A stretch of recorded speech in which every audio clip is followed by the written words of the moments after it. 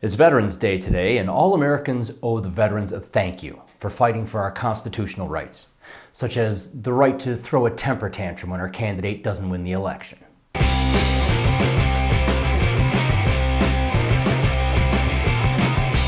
Hello again, fellow American citizens. In all seriousness, veterans exemplify so much of what makes America great. Bravery, self-sacrifice, a desire to protect the country we love. Sincerely, happy Veterans Day to all the veterans out there. America wouldn't have survived this long if it wasn't for your service. We all owe you an unpayable debt. Looking back across all of the conflicts in which America has been involved, many young men and some women have put everything on the line in defense of their country and its citizens. And when I say young, I'm referring to an age that's comparable to the age of the majority of protesters currently whining like spoiled brats because Trump is the next president. To be clear, there is nothing wrong with peaceful protests, and it is indeed one of the rights guaranteed in our Constitution, for which our veterans have risked their lives. Generation Snowflake certainly isn't the first generation to take to the streets when they thought the government wasn't acting appropriately. The baby boomers had their marches for civil rights. After that, they had hippies that protested the Vietnam War. Even Generation X had its share of no blood for oil marches, protesting the U.S. involvement in the Iraq War. But the protests of these previous generations are drastically different from what Generation Snowflake is crying about.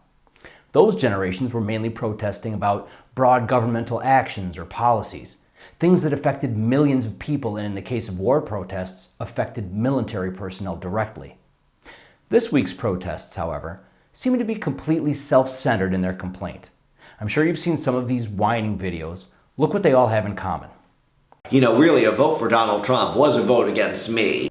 I'm honestly really upset that Trump won because he is anti-everything that I am. He doesn't respect my life. Me, it's gonna affect me. I'm afraid. I don't like the way I'm feeling.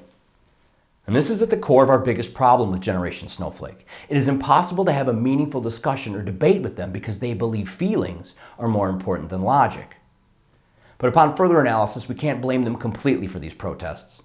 First, it seems that billionaire puppet master George Soros' MoveOn.org is organizing a lot of these protests. So they're hardly grassroots marches. They seem to be more of a top-down operation designed to cause a little havoc. Because on Tuesday, that Nazi collaborating globalist got his saggy butt handed to him.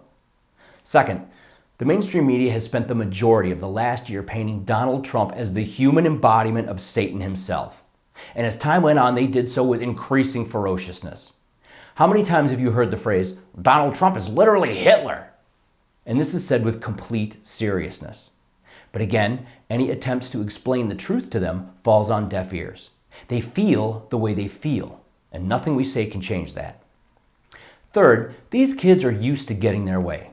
Generation Snowflake is the first group where everyone received a participation trophy, where school sporting events didn't keep score so the losers wouldn't feel bad. This is the first generation to need a safe space. They haven't experienced losing often, and they don't like it. Finally, having been taught that government is to be looked upon as a big-hearted, loving provider, they might tend to look at its leader as kind of a head of the household. And that would make the president kind of their stepdad. The first stepdad they probably remember was a pretty slick guy. He had charm and charisma and knew how to talk to the kids. He was so chill, he even said that sex is no big deal. But he was a bit of a womanizer, and he had to go. The next stepdad was more of a doofus. He was nice enough, but he was kind of dopey. Plus, he started picking fights with all the neighbors. Granted, they started it, but he just kept the fight going until the rest of the neighborhood didn't really like him, and he had to go. But then we got the coolest stepdad. He knew how to use the internet. He lived all over the world, and he made them feel good about accepting him because he was biracial.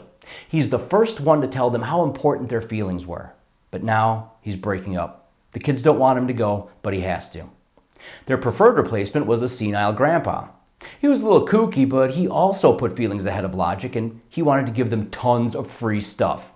Sadly, he didn't stick around. But what's this? What if they could pick another mother? Screw having a stepdad, they can be mean. They want another mother, or more appropriately, grandmother, who can coddle them and give them free stuff and tell them they're special and everything is going to be okay. But then the nightmare. They're not just getting another stepdad, but they're getting a real man for a stepdad. They've never had a real man in the house before, and it's scary. This guy's all business. He doesn't give a duke about feelings. This place is in shambles, and he's going to make sure it gets cleaned up. No excuses. He's not here to be their friend or help them with homework. He's here to run this household right and get things done. The left has spent so much time vilifying masculinity, going so far as to suggest that it's the root of all evil in the world. It's little surprise that Generation Snowflake is absolutely terrified of a man's man. He must seem like a demon to them. So there are a lot of reasons for these protests, and we should try and be at least a little sympathetic for these poor manipulated cupcakes. But there is no reason for violence or vandalism. Anyone engaging in violent or destructive acts must be swiftly punished. We must abide by the rule of law. Our only hope in swaying this generation is for Trump to be able to accomplish enough of his plans so that they can see the positive effect they will have on this country and their lives.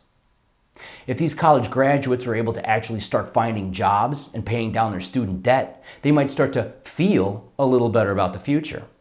If government regulations become less cumbersome and taxes are reduced, they might even feel that perhaps government isn't the answer to all of life problems. Maybe self-sufficiency is the best option. If, after 4 years, the price of energy comes down and there is no major climate change crisis, maybe they will feel that the planet might just be okay with us using fossil fuels. But these changes require that Trump actually begins working on these issues his first day in office. His plan for his first 100 days is ambitious, but it's totally doable. And if anyone has proven that they can accomplish whatever they set their mind to, it's Donald Trump. So final salute to all of the brave veterans. We hold you in the highest regard, and you have our commitment that we will do all we can to uphold the values of our country for which you put your life on the line. Do I think that a successful Trump presidency will make you proud of the government you served? Factin' ain't right. Hey, do you love America? Well, America loves you, and so do I, just as friends. Check out one of these videos, and don't forget to subscribe, and let's be Twitter buds. Let's keep this party rolling. Factin' A.